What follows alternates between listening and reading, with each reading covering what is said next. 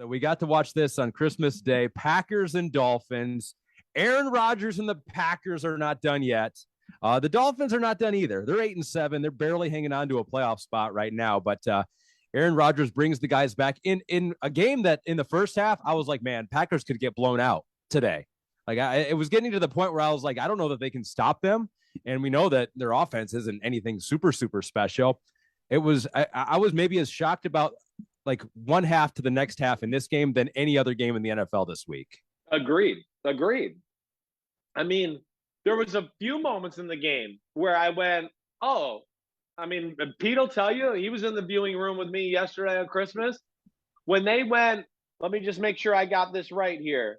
When they went, I believe it was, they got a turnover close down there. Oh, and they were up 17-10 and had a short field, right? After Green Bay, what did they fake the punt? They faked the punt, right? I right there went, well, this is over. This is going to be 24-10 in 3 minutes and 3 plays here. And then they held them to a field goal. And I went, okay, Green Bay's going to hang around a little bit.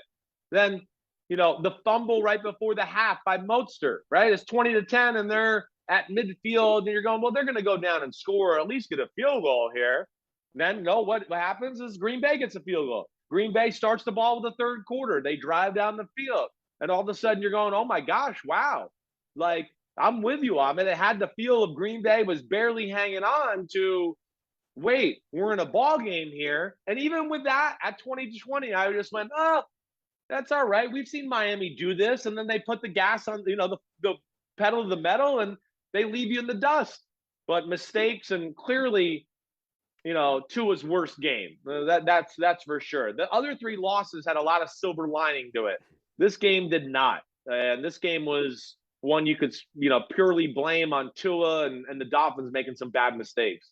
You know, and it comes right after a game in Buffalo where it was a good game for them. Right. You know, I hear people saying now it's like, oh, the momentum's totally shifted on Miami because they've lost, what is it? They've lost a few in a row now. 4 in a row. 4 in a row. So it's like, oh, but it was like, I feel like they had some momentum after last week's game against the Buffalo Bills. But yeah, clearly Tua turned the ball over, as Pete has put in the rundown here. It's Pete, that's piling on. That's just piling on at this point. 3 interceptions in the second half.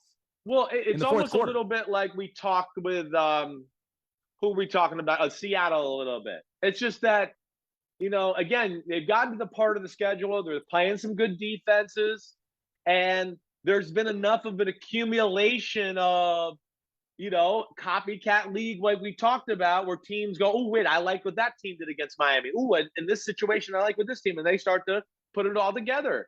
And we're seeing, like, you know, with some of those easy completions are not there to be had as games go on. Teams are getting a feel for it.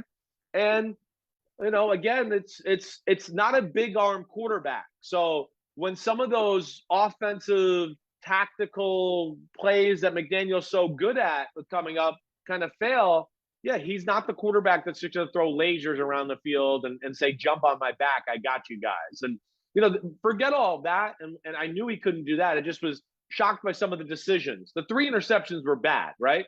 I mean, the first one, the RPO, I mean, wow, was that a tight window and there were a lot of people over there, right? And he airmailed it and threw it a little high and Jair Alexander got it.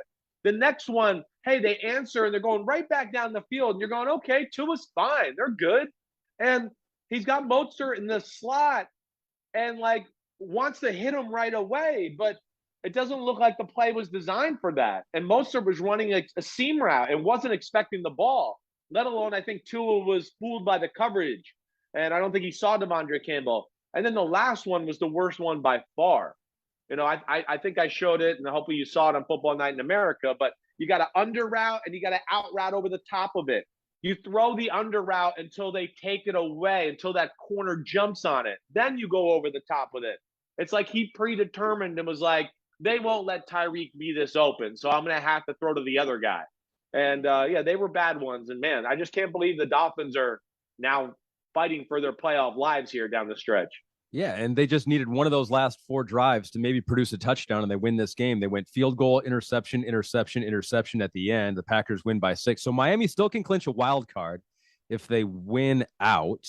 So they control their own destiny. They're at the Patriots and against the Jets. Man, talk about two good defenses. That's right. I mean, if they're going to get in, Tua's going to have to play well, and he's going to have to answer more questions for sure. He got one at home, but he's going to have to, go up to New England. And, again, we've seen teams have officially have a little bit of a real feel for how the Dolphins want to attack. We know they're explosive and can still make some big plays, but the last 3 or 4 weeks, we've seen more, what do we want to say, dull moments or slow moments where we go a few drives and we go, oh, they didn't put things together here. And, I do think that's because of the teams they're playing and because there's a little bit of a feel for how they attack now. Packers are still in it. It's amazing. Likely going to need to win out. They got Minnesota. They got Detroit. They're going to still need some help. So it's unlikely, but Ismam Chowdhury says, what have the Packers improved on the most in the last month? Where have you seen the biggest improvement from them, Chris? Their run game has become a true force of nature. And then sprinkles of, some explosive plays on the offensive side of the ball. The defense is still concerning, but made some plays here and there and some big moments. I think that's probably the biggest thing. I still, don't feel totally confident about them. It's like Jason Garrett said last night. We've seen little glimmers and moments of going, oh, wait, the offense looks good. But they've yet to seem to really put it all together. But that's what I would say. A little more playmaking ability on the offensive side of the ball. The run game's become dominant, and the defense has just been at least a little opportunistic and making some plays in some big moments, even though they're still underwhelming as a whole this season. Hi, I'm Mike Tirico, and thanks for watching. Make sure to hit subscribe for the latest news and highlights from NBC Sports.